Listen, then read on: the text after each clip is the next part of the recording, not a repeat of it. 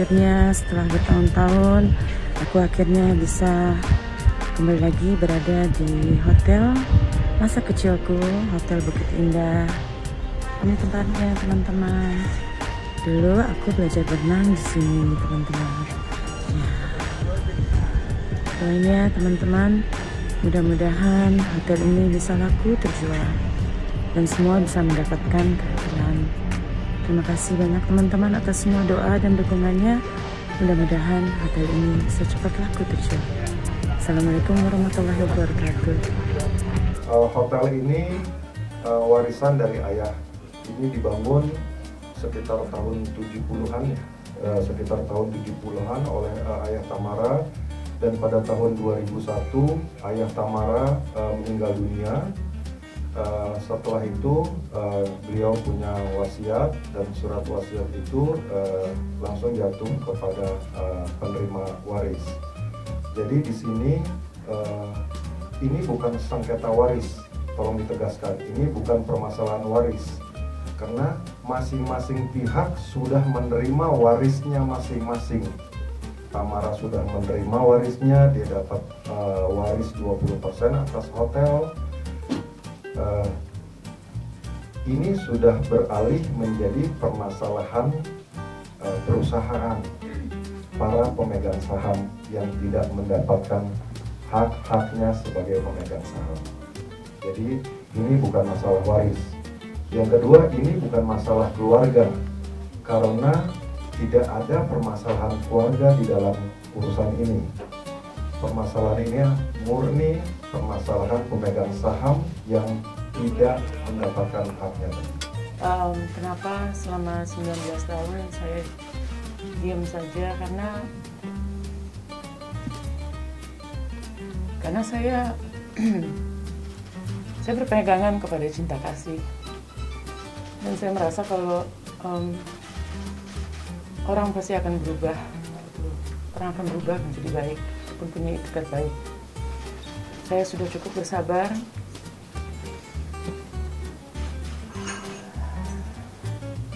Saya sudah cukup bersabar selama 19 tahun. Tapi ketika tahun 2020 ada pengusaha yang datang ke Bali mengatakan bahwa harus menandatangani surat utang dengan jaminan hotel begitu, dan itu menurut saya sudah sangat keterlaluan, sangat tidak manusiawi. Untuk itu saya sebenarnya ingin menyelesaikan masalah ini dengan baik-baik, tapi saya sudah tidak bisa apa-apa lagi. Terlalu banyak memori saya bersama almarhum bapak saya di situ.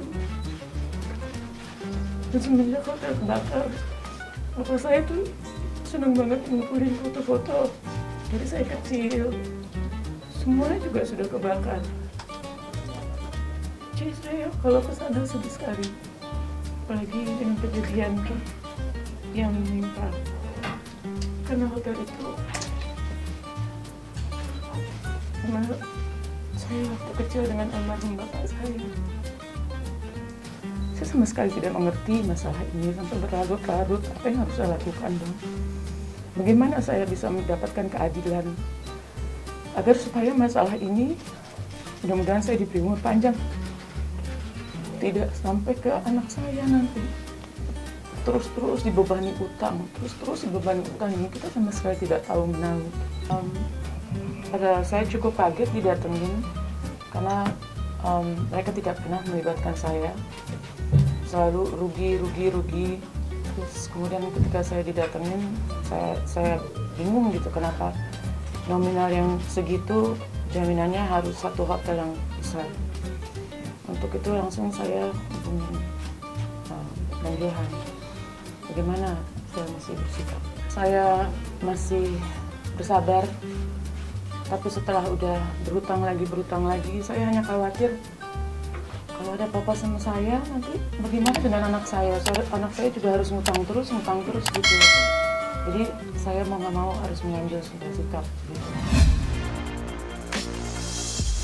pada tanggal 6 Desember 2021, Tamara membuat laporan polisi melalui kuasa hukumnya atas dugaan tindak pidana penggelapan yang dilakukan oleh pengurus perusahaan PT Hotel Bukit Indah Puncak.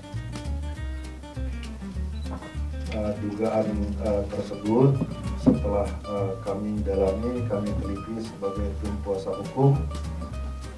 19 tahun Tamara tidak pernah diundang, tidak pernah dilibatkan di dalam perusahaan, di dalam Hotel Bukit Indah Puncak.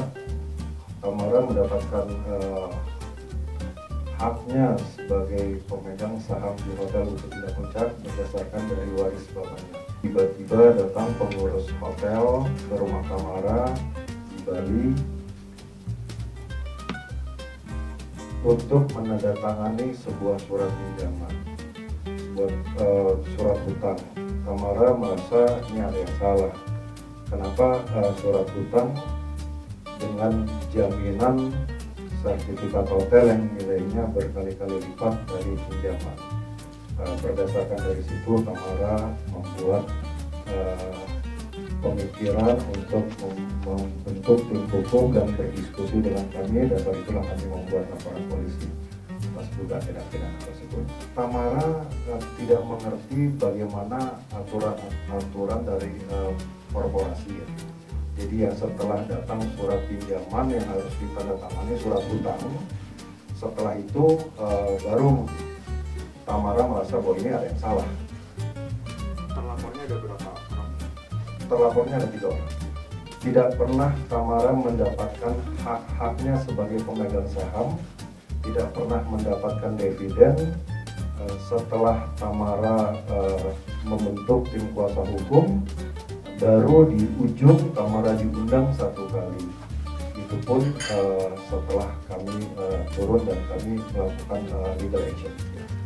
Hotel sampai dengan saat ini masih berjalan sangat baik. Tingkat hunian okupansinya cukup baik. Ini bukan hotel yang sudah mau rubuh loh. Jangan salah, bahwa ini hotel yang sangat baik, berada di puncak pas. Jadi rasanya kalau kita bicara mengenai hotel ini tidak berfungsi, ini jauh ya. Sedih sekali ketika saya nggak tahu mesti berbuat apa lagi, karena ya yang saya pengen itu ini bisa cepat selesai biar tidak turun ke anak-anak saya gitu, biar anak saya juga bahagia, nggak harus mendapatkan atau menerima perlakuan seperti ini.